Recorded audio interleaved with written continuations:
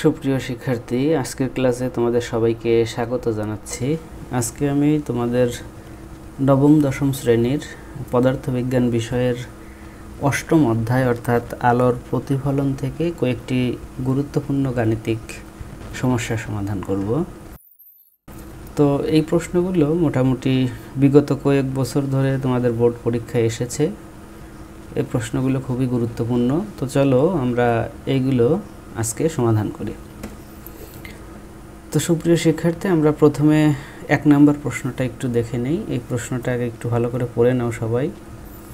দেখো যে একজন গাড়ির চালকের সুবিধার জন্য গাড়ির পাশে ব্যবহৃত 60 সেন্টিমিটার ফোকাস দূরত্ব বিশিষ্ট ওয়াই গোলীয় দর্পণের পিছনে অন্য একটি গাড়ির বিম্বের দূরত্ব হচ্ছে -50 সেন্টিমিটার। তাহলে ওয়াইয়ে দেখা গাড়িটি দর্পণ হতে কত মিটার দূরে ছিল, এইটা তোমাকে বের করতে হবে। তো দেখো এই প্রশ্নটা আমরা আরেকবার একটু রিপিট করি যাতে তোমরা সহজে বুঝতে পারো। তো আসলে একজন গাড়ির চালক তার হচ্ছে সাইড ভিউ মিরর হিসাবে ওয়াই একটি গোলীয় দর্পণ ব্যবহার করছে এবং এই দর্পণটি দিয়ে সে এই গাড়ির চালক পিছনে থাকা একটা গাড়ির বিম্ব দেখছে। তো খেয়াল করো যে আমরা জানি যে গাড়ির সাইড ভিউ মিরর হিসাবে আসলে উত্তল দর্পণ ব্যবহার করা হয়। তো এখানে সেই দর্পণের ফোকাস দূরত্ব তোমার দেওয়া আছে হচ্ছে 60 সেন্টিমিটার। তো তোমরা জানো যে আমাদের হচ্ছে উত্তল দর্পণের ফোকাস দূরত্ব যেটা 60 সেন্টিমিটার, এইটা কিন্তু হচ্ছে ঋণাত্মক হবে, কারণ উত্তল দর্পণের ফোকাস দূরত্ব হচ্ছে ঋণাত্মক, অর্থাৎ এফ এর মান 60 সেন্টিমিটার এবং সেটা হবে ঋণাত্মক। এবং এখানে যে গাড়িটার পিছনে থাকা গাড়ির যে বিম্ব দেখলো সেই বিম্বটা কিন্তু হচ্ছে ভি, বিম্বের দূরত্ব ভি, যেটা হচ্ছে -50 সেন্টিমিটার। তো যেহেতু আমাদের উত্তল দর্পণে অবাস্তব বিম্ব গঠিত হয়, যার কারণেই কিন্তু ভি এর মান হচ্ছে নেগেটিভ দিয়ে আছে।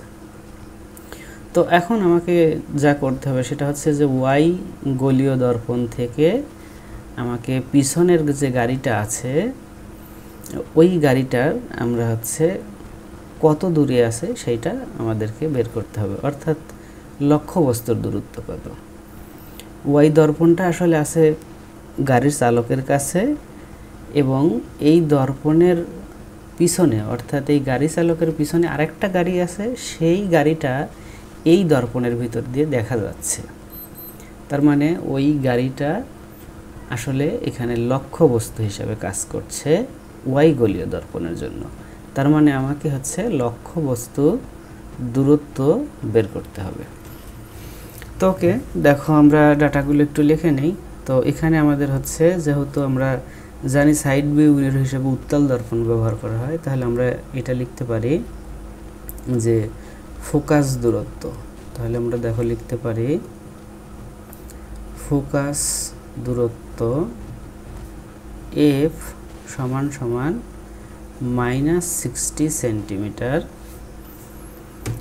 তারপরে তোমার হচ্ছে বিম্বের দূরত্ব, দেখো বিম্বের দূরত্ব এইটা তোমার দেয়া আছে ভি, সেটা আছে হচ্ছে -50 সেন্টিমিটার। তো আমাকে বের করতে হবে কি লক্ষ্যবস্তুর দূরত্ব। আমাকে বের করতে হবে লক্ষ্যবস্তুর দূরত্ব ইউ সমান হোয়াট, এইটা আমরা বের করব। তো দেখো আমরা যে সূত্রটা জানি এইটা তো তোমরা সবাই জানো। আমরা জানি 1/v + 1/u = 1/f। তো এটা যদি আমরা এখন সমাধান করি, বা 1/v হচ্ছে আমাদের -50 + 1/u, ইউ হচ্ছে আমরা বের করব, আর হচ্ছে 1/f, f হচ্ছে -60। তাহলে দেখো বা তাহলে এখান থেকে আমরা সমাধান করি 1/u সমান -1/60 + 1/50, বা 1/u সমান, তো এখানে আমাদের লসাগু কত আসে দেখো, লসাগু আসবে হচ্ছে 300। তো দেখো এটা 60 দিয়ে ভাগ করলে তোমার আসবে হচ্ছে এখানে 5, আর 50 দিয়ে ভাগ করলে এখানে আসবে হচ্ছে 6। তাহলে আমরা হচ্ছে এখান থেকে হিসাব করি এখন। তাহলে 1/u সমান 1/300, সুতরাং ইউ সমান আসবে তোমার হচ্ছে 300 সেন্টিমিটার, বা আমরা এক কথায় বলতে পারি 3 মিটার।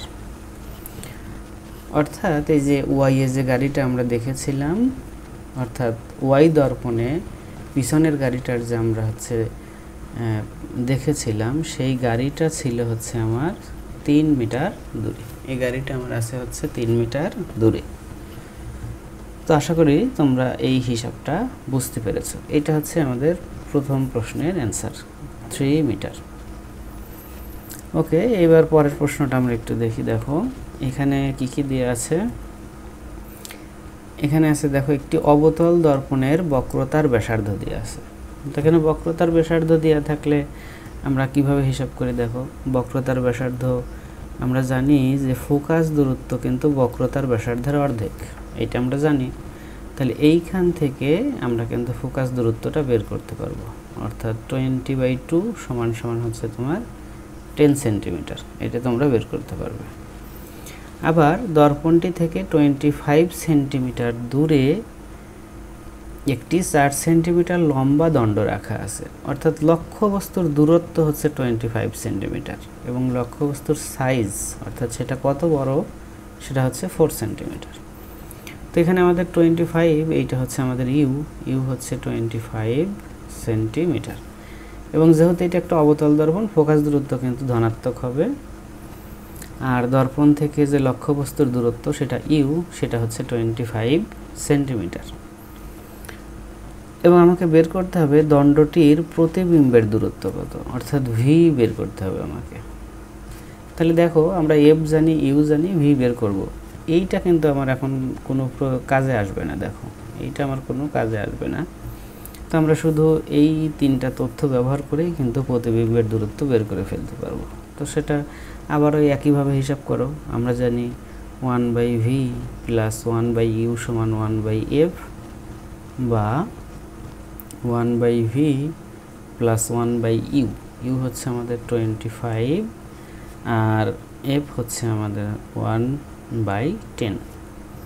তাহলে বা 1/v সমান 1/10 - 1/25। তাহলে 1/v সমান এইখান থেকে আমরা চাইলে লসাগু করতে পারি। দেখো আমরা এইভাবেও লিখতে পারি 10 × 25, তাহলে 10 কেটে গেলে থাকে 25 আর 25 কেটে গেলে থাকে হচ্ছে 10। তাহলে বা 1/v সমান 15/250। সুতরাং এখান থেকে তুমি যদি ভি হিসাব করো তাহলে আসবে 250/15। তো এইটা যদি আমরা ভাগ করি তাহলে এর মান আসে হচ্ছে 16.67 সেন্টিমিটার।